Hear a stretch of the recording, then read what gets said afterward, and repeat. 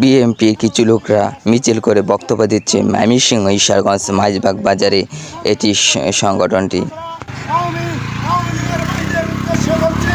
আপনারা দীর্ঘদিন অনেক বার্গেনিং করেছেন, আজকের পর থেকে মাঝবাগ মোড়গুলোয় কোনো কর্মসূচি হবে না। কর্মসূচি হলে আজকে আমরা তার জবাব দিব।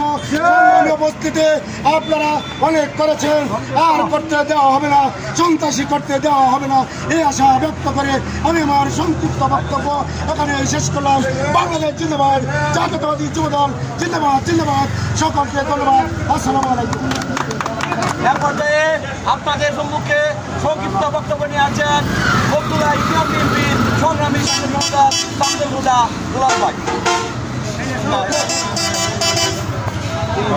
বগুড়া এবং মাঝবাগ ইউনিয়ন আয়োজিত কেন্দ্রীয় সংসদের এই কর্মসূচি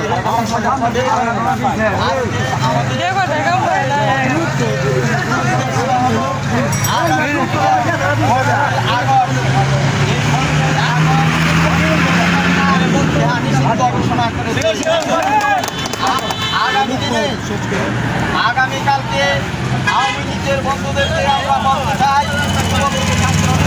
সকলকে উদ্দেশ্য করে আমাদের এই কর্মসূচি আপনারা যদি কর্মসূচি পালন করতে যান, আমরা ইহার দাঁত ভাঙ্গা জবাব আমাদের কেন্দ্র থেকে নির্দেশ আছে। আপনাদেরকে শান্তিপ্রিয়ভাবে আমরা থাকতে চাই।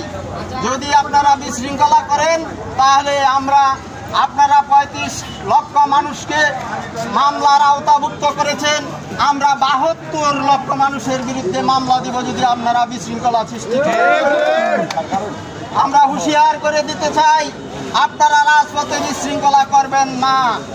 যদি করেন তাহলে আমরা বসে থাকবো না।